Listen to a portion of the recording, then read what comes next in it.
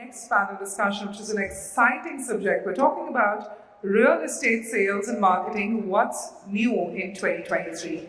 With that, firstly, thank you to our entire panel for joining us, and it is now time to move ahead to our next discussion. First up, it is my honor to call upon the moderator and the session chair of this particular panel. We're talking about somebody who's got almost 2 decades of professional experience and has proven skill in managing team dynamics to work in sync with the corporate objectives and motivating them for achieving business and individual goals. We're talking about the Chief Marketing Officer, 360 Realtors LLP, Asha Singh, to kindly join us. Thank you so much, Asha, for giving us your valuable time and expertise on this panel. Next up, I'm going to be introducing our speakers in alphabetical order. And first up, somebody who started his career in the hospitality sector in the Pride Group of Hotels, a first-generation entrepreneur. His ambition and vision led him to establish the Pride Group's construction vertical. The Pride Group has built and delivered over 10 million square feet of constructed area in Pune and Bangalore under his stewardship. We're talking about the Managing Director, Pride Group, Arvind Jain. Thank you, Mr. Jain, for joining us. With that, it is now my time to call upon and introduce somebody who's got over 10 years of experience in the real estate, consulting to the leading real estate brands across India. Somebody who's specifically focused on helping realtors on efficiency and drive better ROI. He's handled more than 280 project launches. We're talking about the co-founder and managing director of Insomniacs, Govind. Thank you, Govind, for joining us. Next up, a pioneer in the real estate digital marketing, which has 100 plus pan-India clients, Realatte, including having the early roots in India's digital journey. The person joining us is the co-founder and over 10 plus years of multiple entrepreneurship roles in the domestic and international market. In the year 2017 is when he co-founded this venture. We're talking about the co-founder, Rohan Shah, joining us. Let's give him a big round of applause. Thank you, Mr. Shah. And next up, an industry expert on metaverse holographic projections with over 9 years of experience in the AR, VR, MR, and XR technologies. His expertise in creating walkthrough videos, high-quality rendering, virtual tours, interactive 3D, 360 web applications, the co-founder of PropVR, Srinath, Kandala. With that, our panel is complete. On the stage, Asha, it's over to you to take it forth with your discussion. So we'll start with this. My first question would be to Arvind sir.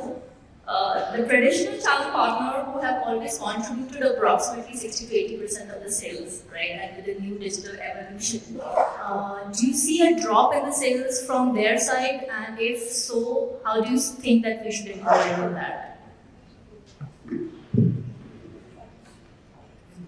First of all, yes, the traditional tourism city is not able to do what they used to do earlier, because earlier traditional CP used to work on a relationship, purely on a relationship.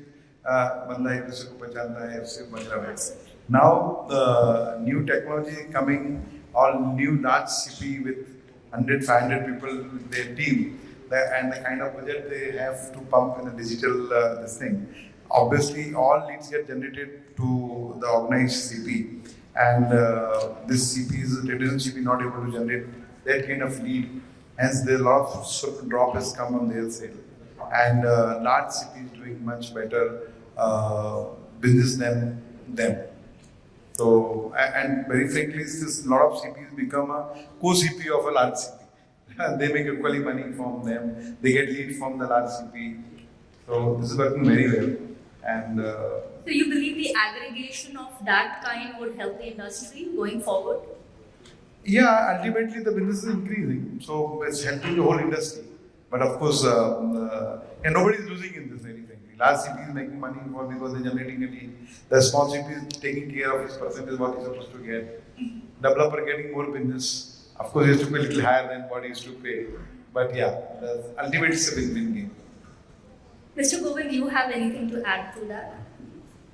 So, without doubt, I guess the contribution of the CPs are going to only get stabilized and it will increase. There's no doubt. The reason is what he's spoken is right. With the advent of technology, now the collaboration as a word and the phenomena is only going to get better with time.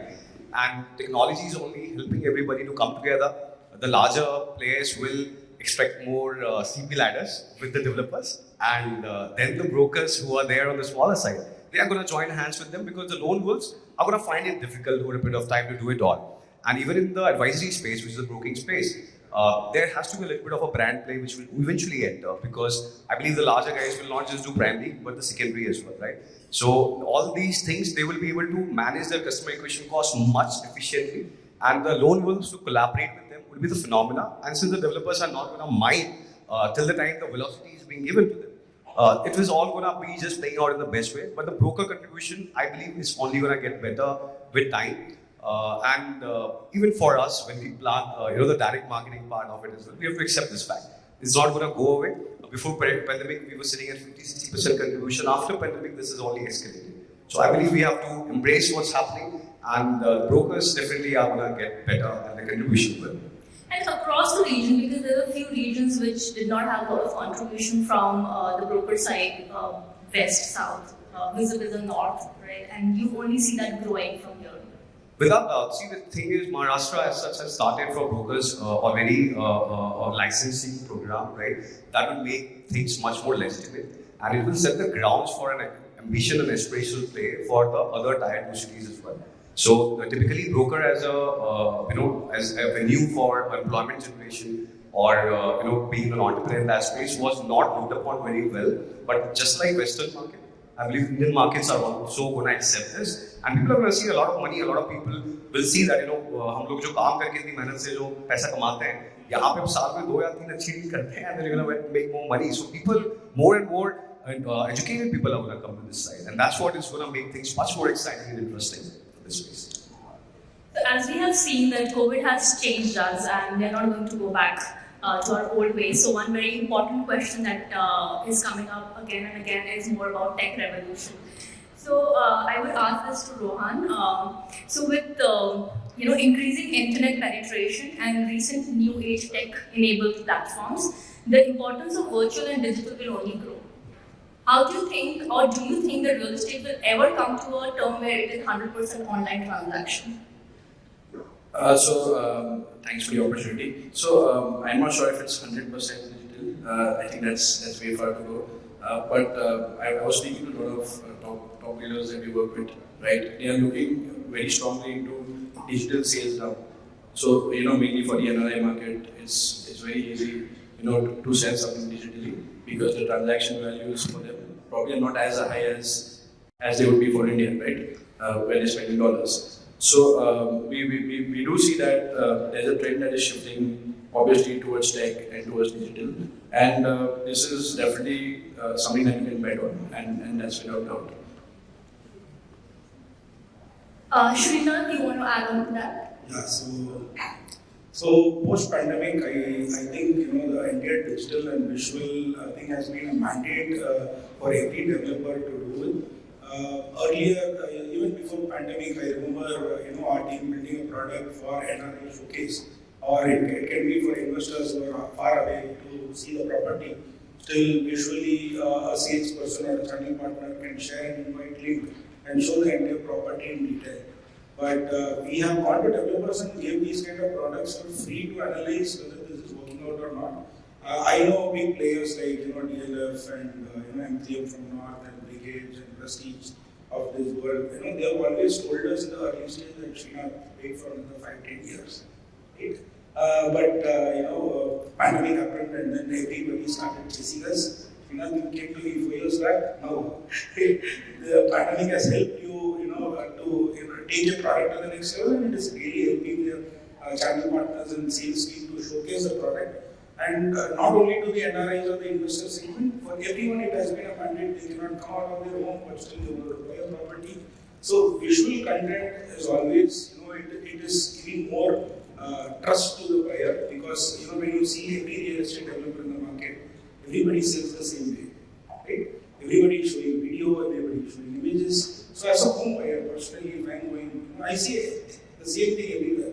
There's nothing much different. So I feel this is right time for every developer to take little more steps into creating the visual content, because as you know, the web is also moving towards its next generation, Web 3, where you can play a lot of interactive and collaborative contents. So when you have technology leverage to play these kind of content, I understand 3 years back, 4 years back, there was internet issue, bandwidth, everything was there. But today the technology is going across all the sides, right?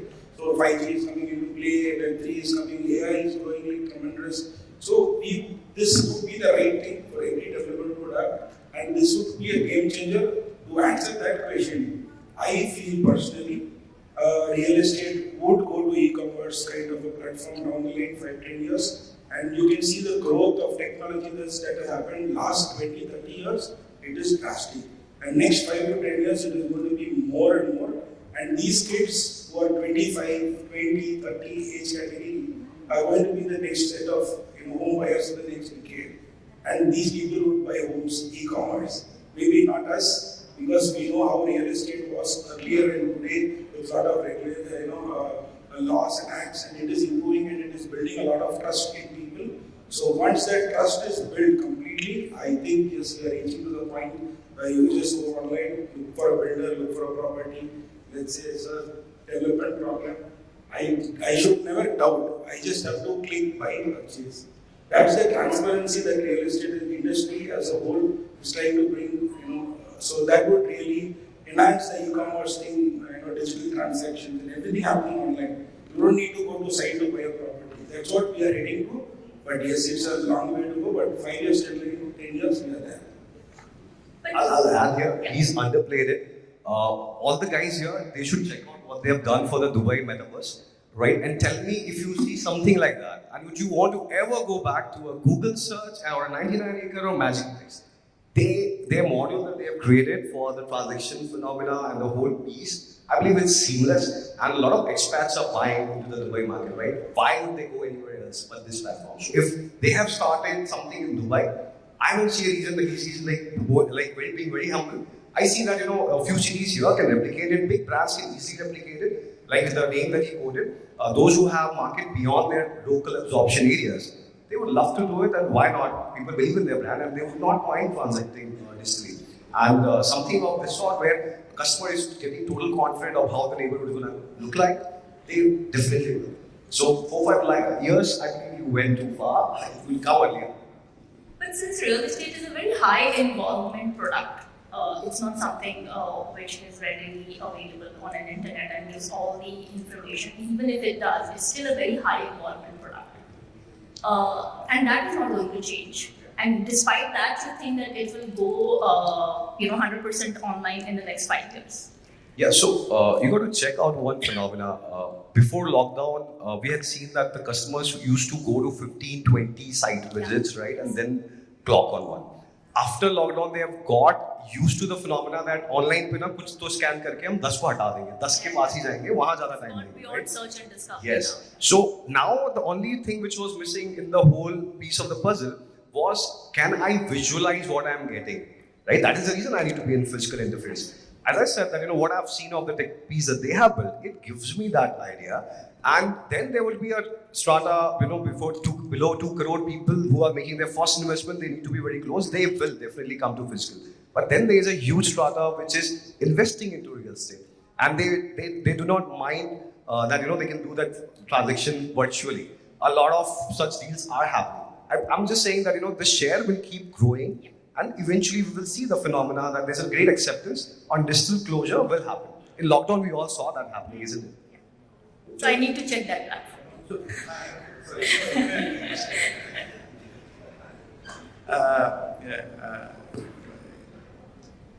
Never forget that house buying is one kind of experience. Yeah. So pleasure, not experience. It's a pleasure. So people want you to enjoy that. Go to 10 sites. Okay, the shortlisting the ठीक है. But ultimately closer, he would like to visit few sites go with husband wife, see the house, the touch and feel, that the joy they get while buying a house, that will be only there when by physical visit. So I think that's not a pain to a person. See, मेरे को जाके घर देखना है जो मेरा घर मैं ले रहा हूँ, तो I go as a खुशी से जाता. So because of that, I think it will take little time to come to 100%. But yeah, obviously every year it will grow. It is very good for NRIs and foreign country, or suppose you want to buy a house in Pune, you are in Bangalore, then maybe people will choose to do a digital transaction completely. But if you are locally, I still feel shortlisting will be done digitally, but physical visit is required because they enjoy that. That's what I feel. You're right, sir. So that's why I gave a number of 5 to 10 years. So, sir, just wanted to add something for reputed builders like you, right? I think it's very much a possibility. So, for example, there's Brigade or Pride group that we work with, right? So the buyers the home buyers are looking out for launch from builders like you. So it's just a matter of having the entire setup, the architecture for digital sales. And once that happens, I think it's something that we can see. Yeah, sure. So it may not happen with all category of builders, but for your category, it should happen. Yeah, it can happen like Right. launching page, just block your apartment and then go later on do exercise. Something like that can work. So adding on to this subject, I think one very important conversation that everybody's having is about ChatGPT, which is an AI-based model. And it's a revolution altogether. Till now, the AI has been more on, and for most of the people, not maybe for everyone, but for most of the people, AI was always on papers and in theory. How do we see that actually bringing a revolution into Indian real estate? Yeah. Srinath. Actually, we use ChatGPT and a lot of AI in even visualization. Okay, constructing a city is not a joke, whether it is digital or physical. You know how much years it took for Pune to be Pune today. Right? The similar way we are creating Pune, complete digital twin of whatever it is available in the physical. So just imagine if I'm going to create each and every tower.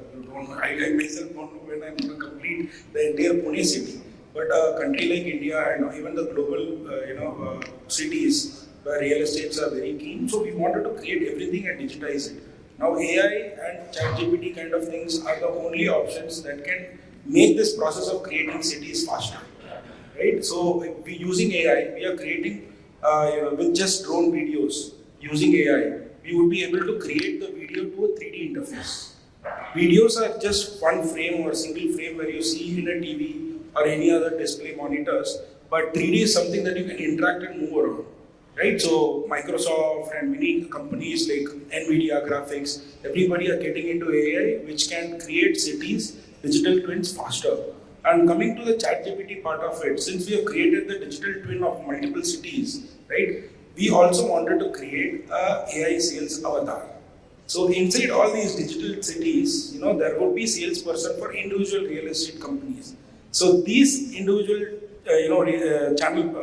these individual sales AI would actually be collaborated with ChatGPT. So we have shortlisted close to around 1,500 to 2,000 questions that would come from a home buyer.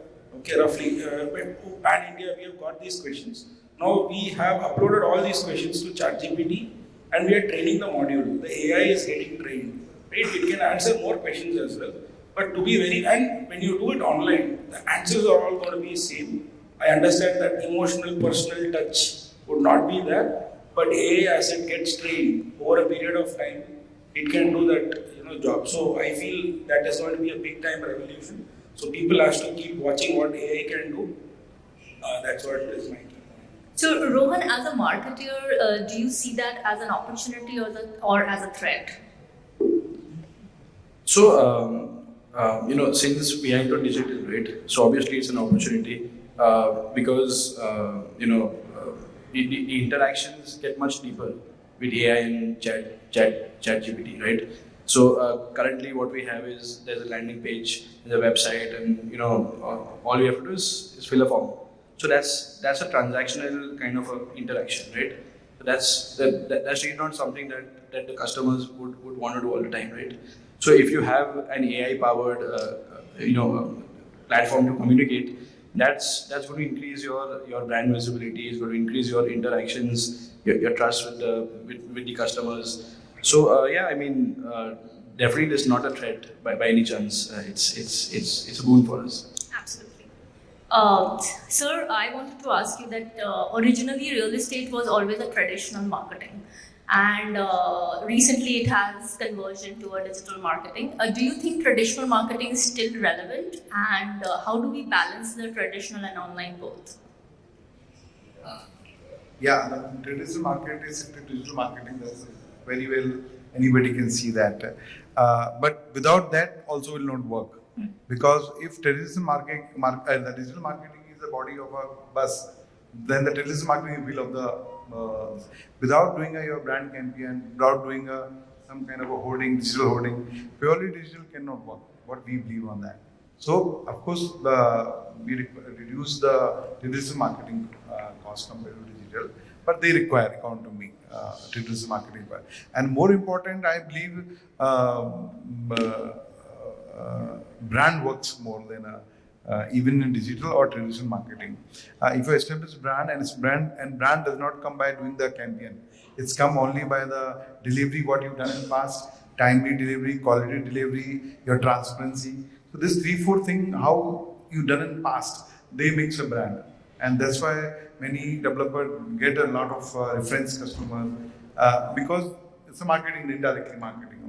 So I think we require a digital marketing too. So Govind, do you think online will take over traditional altogether? What's your views? Already taken over. But that require So I have a very combined mixed view here. So I'll tell you two sides of the story, right? One side, like we were talking about AI. What I wanted to add there was what AI will do to the content, and second part is data. Yeah. Now the data currently as the real estate as a whole fraternity is not paying much attention to. So I'm not just talking about the construction technologies and their efficiency data. I'm talking majorly from the marketing media mix data point, right? Now, if you look at data as an output metric, everything has to drive certain ROI, be it in the brand visibility or via the sales, right? No matter how much ever hard we will try, the traditional mediums have never managed to give this output metric. But at the same time, and that is the reason I say that digital will penetrate. But at the same time, I got to also make you understand one thing. The real estate is a very hyper-local play. No matter whatever that we do, the 8 to 10 kilometer radius, what is the awareness that you're creating, that is a hyper-local play. So the mix of digital backed with this hyper-local phenomena, I believe that, the Times of India, like typically in Bombay, I literally have taken very hard. The Times of India as a business for printing your ads is the most stupidest thing the developers end up doing. Now we are seeing some decline. But the outdoor as a medium, I'm a huge supporter of outdoor as a medium because that's your phenomena where in the local absorption of 5 to 10 kilometer radius, it gives you the right recall without doubt. For a digital ad that you see on your Facebook timeline, it has an attention span of 0.3 seconds. But that outdoor has an attention span of 3 seconds. There's a huge difference, right?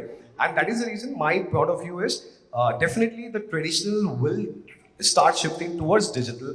Traditional will not fade away for real estate very fast. For everything else, I say for e-commerce, fashion, everything else, it will fade away.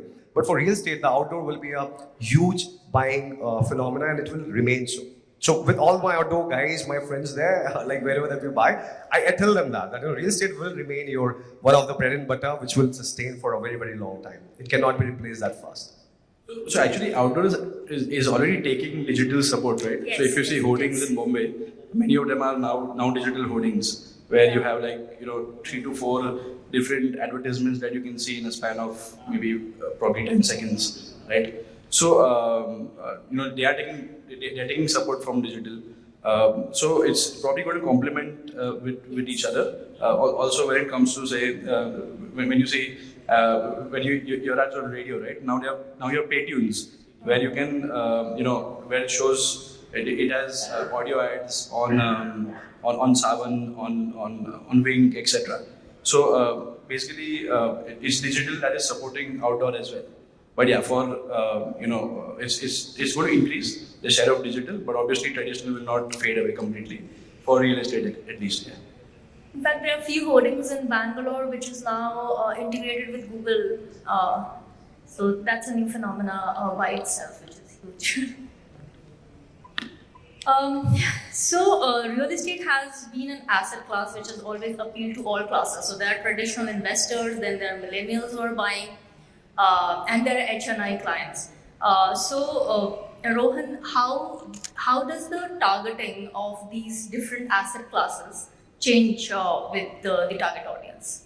So in digital, we have like huge number of tools and huge number of targeting options available. For us to target the right TG. So first there's there's location, there's age group, there are certain behavior patterns, there are certain interest categories. There are different type of channels like search, like display, like Facebook, native ads, branding, etc. So because the tools are such vast, right? So we have been able to find, we've been able to find a target audience for any kind of project. So we have done projects right from 5 to 10 lakh ticket size up to about 65 crore of ticket size. We have done a vast, range of products such as residential, commercial. We have done fractional investments. We have done villas. We have done farm plots. We have done bungalows. So it's a very diverse kind of portfolio that we have, and it's all been successful with digital. So yeah, I mean, if you want to target your right audience, digital is the way to go. And there are definitely a vast variety of tools to be able to do that. So Govind, one important thing is that the customer dynamics have changed a lot. So there is DINK, double income, no kids, and then there are double income, single kids, and all that. How do you think the sales and marketing strategy changes should be incorporated so that these customer dynamic changes are addressed to and we reach the right audience? So I believe now, among all these years, this is the best time for us to be utilizing digital marketing. Why? Because previously, if you look at 5 years back, we didn't have too much of this data assimilation of what transactions happened where. Now there are platforms like PropStack, CRM metrics, which are giving us a direct insight of where the customers are coming from, right? What are the age group that they had? And these become our primary data layer at the end of the day to understand where the trends are gonna go. So whenever that you have to look at any campaign, you just have to focus upon where the customers came from in the past. The trend will remain almost similar. What we usually do is we try to create a layer on the primary layer from the old transaction data. And then on the second layer, where is the live data, we try to see what are the common subsets. And on those basis, we do the predictive analytics to understand where should we put the client's money so that they can have maximum ROI. And the second layer, which is very important, is typically whenever the developers are making their projects at any point of time, they somehow know because of the previous experiences of their project or the data that is available, that who are they really targeting to, right? That really gives a good leverage for someone in our position to plan the communication in that particular fashion. So typically, if you know that, if it's an audience which is a couple, which doesn't have a kid, there has to be communication which has to trigger their imagination. At the end of the day, as I said, that we have 0.3 seconds to win them over. Give them exactly something which they will click that ad upon, and the job is done. Typically, one thing that as a narrative I'm seeing changing now, we always used to plan offline, and the adaptation will come to the digital side. And that is where the whole game is now changing. Where you got to plan your offline in a certain way because the customers are consuming the communication in a certain way, but the digital communication has to have their own different kind of trigger. And anytime we know this is the customer, we can just create the communication to create that trigger to ensure that there's a better CTR, right? Typically in real estate, we chase CPL. So I say, no, don't chase CPL at all. Either chase cost per quality lead or either chase the CTR. If your CTR is good, you're almost sorted for life. Right, so that's the change, and basically your communication triggers to your DG, which does the magic there. So Arvind sir, Pride Group has been such a great brand, and you have been running it for so long. What kind of changes have happened in your strategy, sales and marketing strategy, 5 years back, and what is the current strategy because of all these dynamic changes? we shifted quite a lot to digital compared to the traditional marketing, first of all. And of course, our data, as he was talking about, because we sold in last so many years around 10,000 apartments. So every time whenever we sit for new strategy marketing idea, we see customer is coming from where. So data is very important. Earlier we just dumped the data, but now every data what you collected from your visits, that data give you a lot of information, where to shoot next shot, what material you should do. Even when we buy a land or when we design a product, we even see the data of the past customer who visited to our site and not bought it. So data analytics is become very, very important. And according to the data, we design the ad campaign, we design the product, everything like that. So the results come better. So you were earlier mentioning something about customer loyalty, a lot of referrals and all that. Can you elaborate on that? How do you make that happen? Because real estate as an industry has a lack of trust overall. How do you work on that? Always as our company, we believed that customer confidence really is most important. So by keeping that philosophy in a core company value, we are delivering all the project on time, delivering the best quality, and after service and transparency. All these three what we are maintaining. Virtue and it's happening, and we're getting result out of it. So today in our company, we have a 40 to 50% referral sale. Referrals or direct sale, you can say. So I can say suppose the total sale 50% is non-CP sale, which is good and excellent in today's market, where people are selling at 80 and 90% from the CP contribution. So we able to achieve still 50-50. Not because we are paying less to CP, because our customers are more loyal to us and they bring the customer or they take the customer. So we are working on that philosophy continually. So Srinath, actually overall how technology according to you would pan out in the next few years, and it's a very vast topic, but if you can just throw some light on that. So in terms of, I come from a visualization background, so let me give you guys where the visualization part is getting through, right? So as I was earlier telling that the internet itself is taking its, next level of, interaction and collaboration, that is Web3, where AI and collaboration and more interactive contents are going to play a major role. I feel, somehow many companies are getting into the FOMO word or the buzzword that is called the metaverse, right? So even everybody's definition for metaverse is right, nobody is wrong for that matter. So because, in abroad people can do NFT, and I don't know how many of you guys here know about NFTs. So you can create your own physical assets that are available into digital and make digital owners as well. So who would not physically be coming to your property, but still you can do. Like for example, to give you guys a use case, let's take a game that your kids play like PUBG or Fortnite or whatnot. All these games, they're all physically present with their own avatars. They design their avatars, they buy dress for that. They play, win the game, and then they keep, making the avatars look beautiful, and they purchase properties online. So you might have heard that one guy bought a property for 8 crores online, but you don't know, tomorrow whether that property would be available for himself, because nobody has come to that point of where you say, this company is Google of metaverse. Right? Until and unless we reach that point, everybody is running the race. Anybody can become the Google, anybody can become the Microsoft and Facebook in the metaverse industry. Even Google and Facebook are trying to come into this, and the Facebook themselves change their name to Meta. So trying and making the thing worth it. But to be very frank, I know that real estate in India is more about sales. You show wow experience and stuff. You spend a lot of money. Taking technology like VR as well. Every real estate developer in this room would have burned his hand spending money for buying those headsets. But none of their sales team is using. What is the purpose of the technology, right? So a technology has to be in a use where everybody in that cycle is using it, and even the user, the home buyer, is enjoying the experience of buying the home. It should not be a burden for them. The salesperson panics, the headset doesn't work, the joystick doesn't work. Technology has these kind of troubles, right? When you do a presentation, client demo, you open the laptop and connect the HDMI cable, it doesn't work. So HDMI cables can do such things. Just imagine about virtual reality headsets, and you should have enough training and education done to all of these people who are using this technology.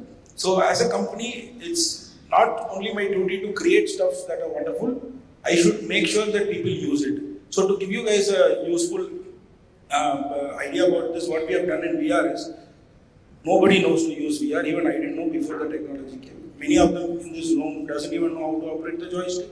I have given a simple tablet to all the sales team, and the headsets are available. A family comes where everyone will wear these headsets. The complete scenes are controlled over a tablet. Now clicking on option like, for example, living room or a bedroom or a balcony view, it is easier clicking on a tablet for a salesperson. So the entire control of the experience is taken through the tablet. Now VR is a beautiful technology. Once you wear the headsets, you are immersed yourself into the property. The property can be anywhere in the world. It can even be in the space, right? That's the technology's advantage that you have. But how far you make people use these kind of technology, that matters. Phones and laptops are available with everyone, but VR headsets are not available, right? And it is an expensive stuff too, right? If somebody has a 30-40K today, would prefer to buy a phone or a laptop rather than a. So for which companies like Jio and many other companies are drastically working on democratizing the cost of virtual reality headsets. They are coming up with their own VR headsets, and they are planning to distribute it to 50 lakh households in India who are using Jio FiberNet. So if anybody would need a Microsoft or a mixed reality headset, don't worry, Jio customers, wait for some more time, these headsets are reaching you guys. So when these technologies, the hardware part of all these technologies, cost come down, that's when I feel, the technology reaches to even a layman. And once it is reached to a layman, there is another innovation that is going to come, which is going to again, have a wonderful, it's a cycle, right, basically, that's how it is. So this is what I see as future metaverse and collaborative, showcasing and collaborative selling. People can be anywhere in the world, everybody can collaborate with their own digital avatars. So I'll be present in digital, everybody in the room can be present in digital, and we can still have the event in the metaverse. Right? It's not required that everybody has to be physically present. So that's where we are heading to. So this is what I feel metaverse would be something that is going to drastically change the real estate industry down the line. But buying online or the NEF tokens in India will take more time. Probably in abroad people are doing it, but in India it is going to be sales centric. Whatever technology we build is for showcasing your property. End of the day, your salesperson use this tool and showcase the India property to the home buyer, and he sells the product. First phase is that. As soon as I make you future ready, right? Tomorrow, 99 acres or Magic Bricks or Square Yard says, I'm coming up with my 3D platform, I need your 3D models. Whatever 3D you have created so far today, it's just, you can just throw it on mint. The walkthrough and renders, whatever you have done, these files are massive heavy. 500, 600 GB ka file cannot be uploaded on a website, right? So metaverse is what happens. It is completely optimized version of that. So it would be hardly 500 MB or 400 MB. That I can actually make you future ready and focus on your sales today. So your investment that you do with PropVR on any other metaverse company, it is going to be future thinking as well as selling for today. That's how you have to build a product, and that's how I feel it has to reach the masses. Govind, what's your thought? Yes, so he talked about the visual tech and what Metaverse is going to do. I am bullish on what AI as a possibilities can. So all the people who are representing the sales and marketing team, let me tell you what all you guys are going to see. And trust me, a lot of people can laugh at me, but I've literally seen during pandemic what has happened. There's one collaborative product we started together. And that was the only saving grace we had during the pandemic. And we saw that, what it did. So first layer, right now we do a lot of customer communication with the help of WhatsApp. Ki sir, aap site pe kab आओगे, aap dobara आओगे, and this brochure has to go. And there's a lot of manual input. Trust me, the workflow automation with the AI is going to transform that.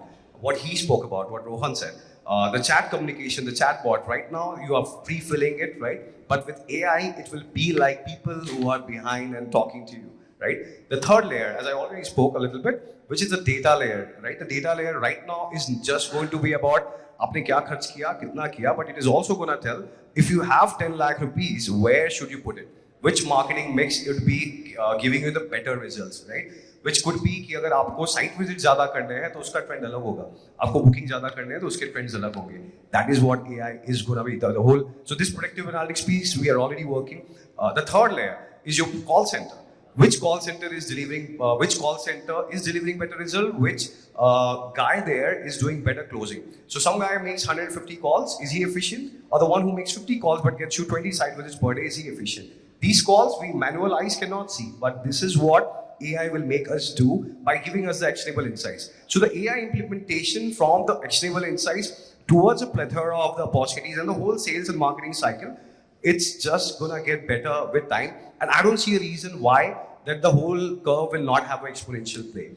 Other 2-3 years, there's one major product that we are working with one of the largest developer. I'm not supposed to name, but I'm literally bullish about it. Another 8 months when that comes out, it will be the most transformative, and I'm pretty sure that on the basis of that, there will be a great FOMO that we will be able to create. But it is like, we definitely need clients who can think in that particular direction. But what we're trying to achieve in the workflow automation and actionable insights for each and every piece, I believe, I don't see a reason why 1.5 years later when we'll sit here, we will not be talking about कि ये कैसे हुआ और इसका आगे क्या होगा. So whatever that you guys are doing and everybody, all of us, we have to be ready with the mindset. The last piece, as I said, that the agencies are operating the video content division. AI platforms are already there, which are just making better content with a quicker speed, and why not go for that? It's more efficient, right? So these are the AI as a play is where I see that it has implementation all across, and that is where I would be most bullish. Artificial intelligence is where you feel the future is gonna be. Yeah. Rohan? I think it's become quite technical for the audience. Maybe we can go for the next question. Okay. But yeah, I mean, it's great insights by the panelists. Okay. So the next question is, how important is digital assets like social website and all that for developers as well as brokers? So, if you look at Apple, right, their Apple stores online, it's a different experience, right? You compare that with any other brand, once somebody goes to an Apple store or they go to an Apple site, they're half sold, right? So this is the experience. You have to build your assets digitally, where now, most of the customers are spending so much time on the smartphones. So your SEO, your website, your social media has to be top notch. Social media also gets a chance. If you have very good content, you have a chance to go completely viral. That's a byproduct of good content. So this is something that now most of the builders are getting awareness, and they want to build. They want to build their assets much better. It could be a website or social media, etc. Very, very important question now that everybody has been asking is that there is a much dreaded recession which has enveloped the Western world, and so sir, I would ask you, do you see that having an impact in Indian real estate, and if it is, then how soon do you think we are going to come over that? Okay. First of all, I don't think India will come in the recession as the Western world is there. In spite of the huge job losses happening in Western countries, I believe that job losses there will increase the jobs here. And that is going to happen in very few days, because ultimately IT and technology will survive, and that's now in any business, IT is the heart of the business. And today, आज आपका अगर ERP system बंद है तो पूरे 200 लोग घर पे बैठ जाते हैं ऑफिस में. So it's so important, more than a finance. It's like that. So IT required everywhere in the world, and India is one of the core supplier of IT. So Indian recession will not come. Even job losses, what you can see, Western will come. Jobs will get generated in India because of job losses there. So India IT real estate system will not be seen immediately because of the Western recession. There can be oversupply situation, or there are overpricing, over interest rate. That can, of course, is a matter of concern, but not because of Western recession or Western job losses. It's an important question that a lot of people have been asking is that we see a real estate boom again, right? Who do you give the credit to? What has happened exactly because of it? There's so many transactions happening across. It's multiple factors will it. First is it was for 4-5 years continuous from 12 to 19 that it was not going well real estate. That's a fact of life. It was okay surviving. Then COVID came.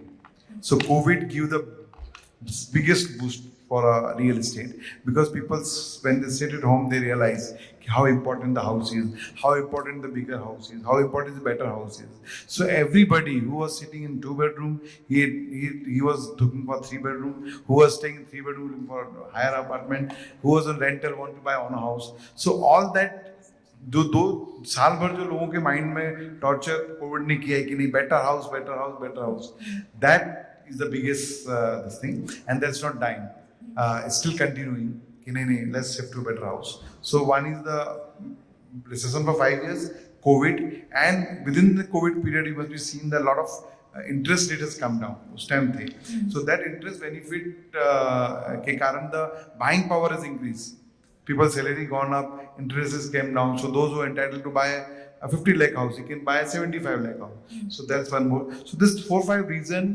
has helped the industry to come up to this level. And I hope this will continue. And that was my next question. Do you think it is sustainable? It's sustainable as far as the housing need because always, even suppose we 5 are sitting here, even I will ask you, you want to upgrade your house? So you say, yes, once I earn little more money, I want to upgrade. It doesn't mean your house is not good, but you want to upgrade. So that desire in Indian family or Indian culture is there. खुद का घर, अपना घर जितना है उससे बड़ा घर. So that will not die. Industry will not die. But for Pune and Maharashtra, I see only one negative side is the oversupply. With the new FSI calculation, what has come in Maharashtra, especially UDCPR, that giving it too much supply, and that too much supply can be a dangerous for us.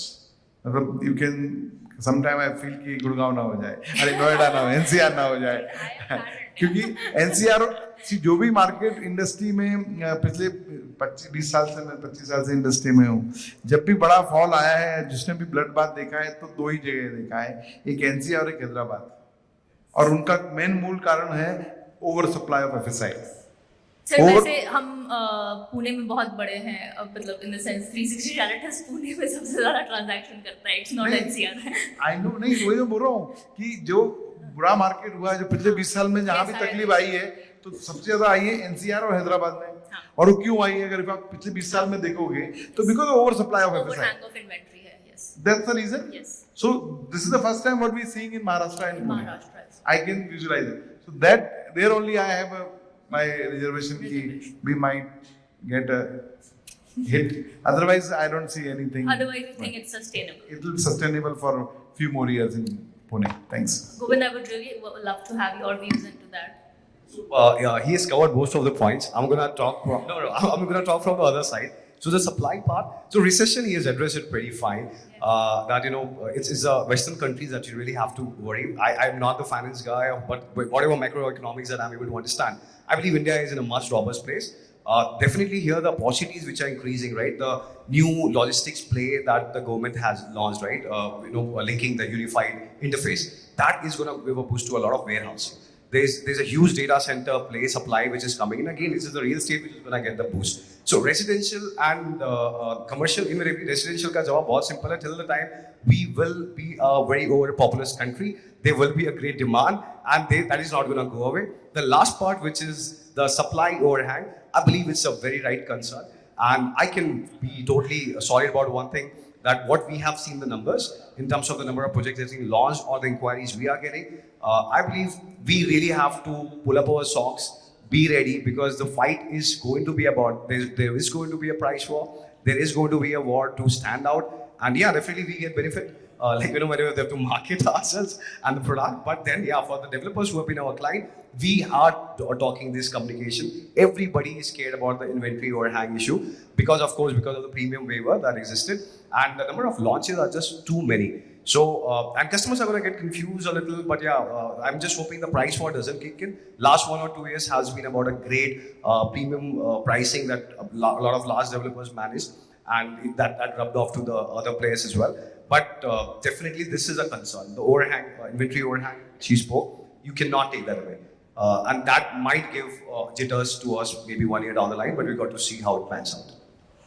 Also because the market has changed from being a seller's market to a buyer's market, and that is where the whole issue would be, because on a good part it should be like that. Absolutely, absolutely. I believe Rohan has something to speak. So Yeah. I mean that will change it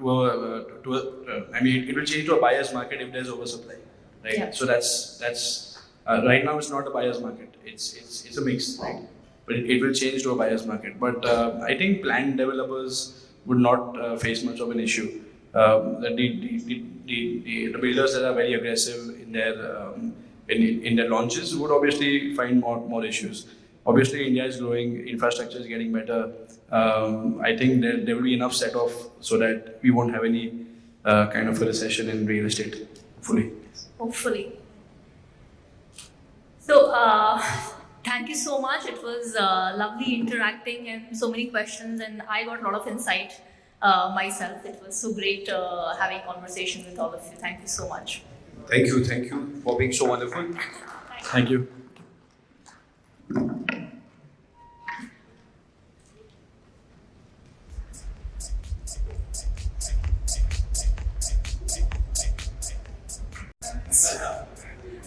Thank you so much. I think they would want you to come together for a quick photograph. Meanwhile, I'll take the opportunity of calling upon the National Director, Stallion Universal India, Deepak Singh, to kindly join us and help us in the felicitation. Thank you, Deepak.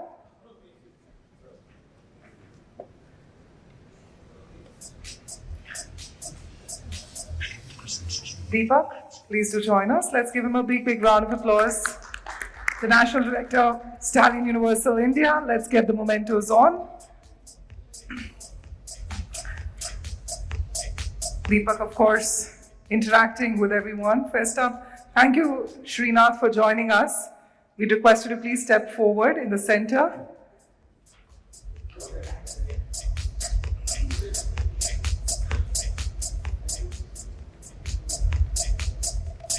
Next up, thank you so much, Mr. Jain, Arvind Jain. If you would request you to please step forward. Thank you for your expertise on the panel today. Thank you, Govind for joining us and contributing to the discussion. Thank you, Rohan Shah, for contributing on this panel and adding on to the knowledge.